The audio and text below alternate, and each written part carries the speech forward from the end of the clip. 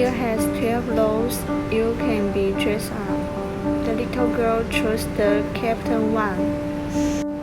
Let's begin. Dress the captain.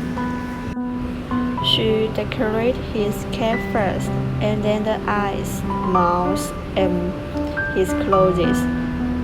Let's finish. Then we turn around the other side. The little girl said she wanted to draw me. I said, just do it. Now I want to say the little girl forgot to decorate the captain's nose. Haha.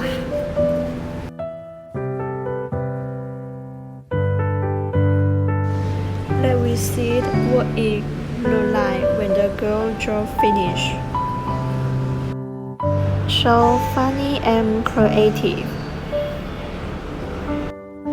After the child draw finish, you should let she or he erase by themselves, develop their hands-on ability. What an interesting magnetic playboard.